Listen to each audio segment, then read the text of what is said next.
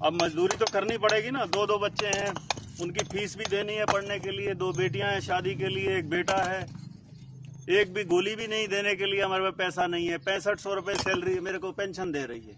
अब 6500 रुपये में पेट भरें या बच्चों को पढ़ाएं? अब चाय की दुकान भी खोलनी पड़ेगी, उस पर बोर्ड लगा दूंगा, हरियाणा सरकार का क्लास 1 गस्टेड अफसर चाय की रेडी पे चाय बेच रहा है। अब यहाँ मजदूरी कर रहे हैं, कम से कम 600-700 रुपये दिहाड़ी तो मिलेगी। हम कौन सा यहाँ पे रजवाड़े से पैदा हुए हैं, पढ़ाई लिखाई करके मेहनत करके अफसर बने थे, लेकिन सरकार ने जहाँ से शुरुआत करी थी वहीं पे हमने वहीं पहुँचा दिया इसने। और ये बीजेपी की सरकार जो है, ये सिर्फ पूंजीपतियों के खाते भरने के लिए है। खट्टर साहब बोलते हैं मैंने बड़ी लावणी करी है, बड़ी ये करी है, जरा कदे पेंशन छोड़ेगा क्या?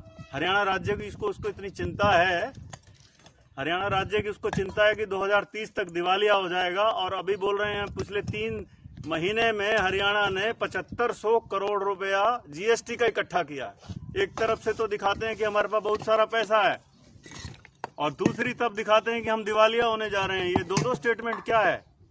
एमपी को, एमएलए को 4-4 बार की पेंशन, और हमने अपनी सारी जिंदगी दे दी 58 साल तक सरकार को, एक पेंशन देने में भी उसका दिवालिया होने पे आ जाएगी। ये बीजेपी के नए कंसेप्ट आ गए हैं, सिर्फ बेवकूफ बना रही है देश की जनता को। और दोबारा अब लोगों सचेत हो जाओ, वोट की चोट दे दो इनको।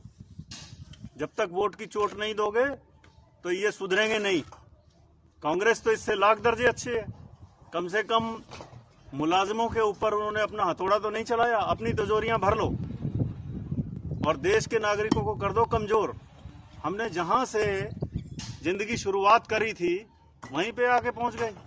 अब क्लास 1 गस्टेड अफसर है, या बुढ़ापे में वकालत करेंगे तो वकालत करने में तो 10 साल दोबारा फिर शुरुआत करनी पड़ेगी वहीं से।